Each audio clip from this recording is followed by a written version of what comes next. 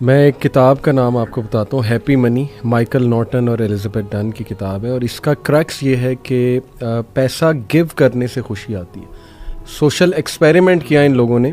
Social experiment کیا تھا کہ ٹرین پہ جو لوگ چڑھنے والے تھے سب وے سے، انہیں کہا کہ ہم نا آپ کو $10 دے رہے ہیں، لیکن یہ آپ کا نہیں ہے، یہ آپ نے رینڈملی کسی کو دیکھنا ہے، شکل سے اسے پہچاننا ہے اور اسے دے دینا۔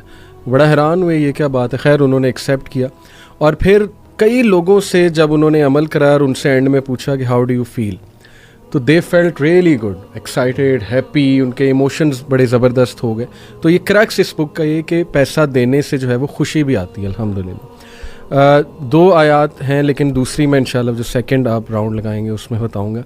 دونوں آیات جو ہے میں نے اس لیے سلیکٹ کی کیونکہ یہ دونوں مسائل ہیں یوتھ کے آج کل، ہم اس پہ اکثر مغیرہ بات بھی کرتے ہیں، شہوات اور شبہات پہ۔ شبہات کے حوالے سے یہ آیا ایکچولی ابن عباس رضی اللہ عنہ کی بھی فیوریٹ آیا ہے، اکارڈنگ ٹو اے نریشن۔ ایک صحابی نے ابن عباس سے پوچھا کہ آپ کی فیوریٹ آیا کون سی ہے، تو اس زیادہ تر صحابہ کی وہ ہے قل یا عبادی الذین اسرفوا علی انفسہم لا تقنطوا من رحمۃ اللہ، لیکن ابن عباس نے کہا کہ میری یہ فیوریٹ آیا ہے۔ وہ صحابی بڑا حیران ہوئے کہ اس میں تو کیا ایسا مطلب ہے یہ موضوع ایسا کہ آپ کا فیوریٹ ہے؟ انہوں نے کہا اس میں ہوپ ہے، ہوپ فار دوز جنہیں وسوسے آتے ہیں، ڈاؤٹس آتے ہیں۔ تو آیت ہے ورس 260، وَإِذْ قَالَ إِبْرَاهِيمُ رَبِّ أَرِنِي كَيْفَ تُحْيِي الْمَوْتَى قَالَ أَوَلَمْ تُؤْمِنْ قَالَ بَلَىٰ وَلَكِنْ لِيَطْمَئِنَّ قَلْبِي۔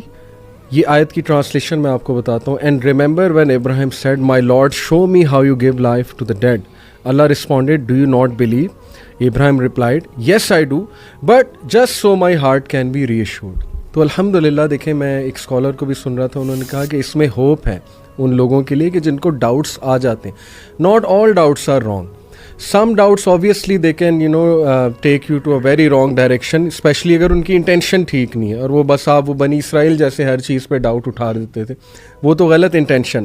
لیکن اگر آپ سمجھنے کے لیے، ایمان بڑھانے کے لیے کچھ پوچھ رہے ہو، تو میرا خیال جن سے پوچھا جا رہا ہے ان کو بھی انڈرسٹینڈ کرنا چاہیے۔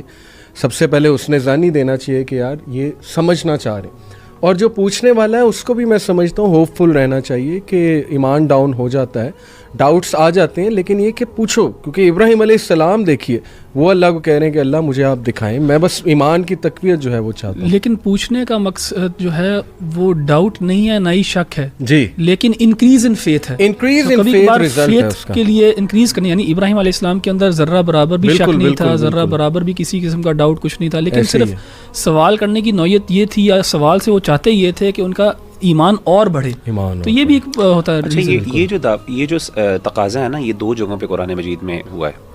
ایک تو تقاضا یہ سیدنا ابراہیم علیہ السلام کے بارے سے، اور ایک سیدنا موسیٰ علیہ السلام کا بھی۔ اچھا، ایک قوم کی طرف سے بھی یہ تقاضا موجود ہے، سیدنا عیسیٰ علیہ السلام کی قوم نے کہا تھا کہ انزل علینا مائدۃ من السماء، ٹھیک ہے۔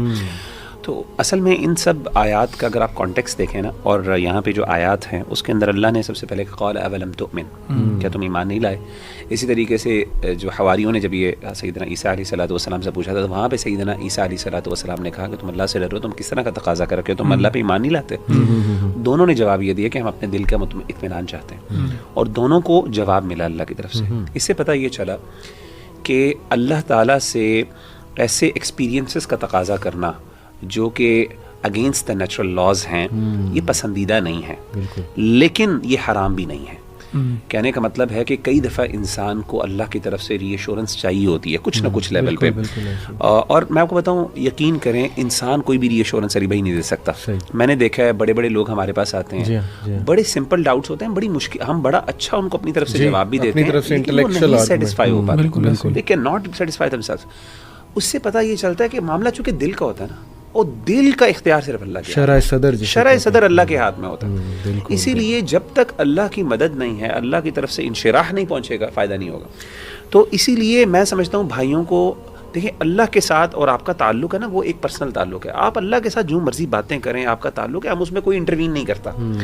یہ تقاضے اللہ سے کرنے میں ایز لانگ ایز، اگر مقصد جیسے انہوں نے کہا کہ دین پہ شک نہیں ہے اور اطمینان ہے، تو انسان بڑھانے کے اس دور میں خاص طور پہ میں سمجھتا ہوں اس دور میں جب اتنے ڈاؤٹس ہیں اتنے مسائل اور انسان اگر انفلوئنس ہو رہا ہے اللہ سے دعا مانگے اللہ مجھے دکھا. میں نے خود اپنے لیے کئی جگہ ایسے واقعات ہوئے میں نے اللہ سے دعا کی اور میرے ساتھ ایسے ایسے واقعات ایکسپیرینشیل جیسے کہتے ہیں نا اللہ کی ایگزسٹنس کے لیے ایک ایکسپیرینشیل ایویڈنس بھی ہوتا ہے آپ کا کچھ ایکسپیرینسز ہوتے ہیں اللہ سے ایسے ایکسپیرینسز مانگنے لیکن وہ راز میں رہنے چاہیے وہ راز کے ہوتے ہیں اور وہ دلیل نہیں بنتے دوسروں کے لیے بل وہ ایک لمبا ٹاپک ہے بڑا. یہ دعا بھی ہے نا اللہم ارنا الحق حقا وارزقنا اتباعہ. ماشاءاللہ یہ بھی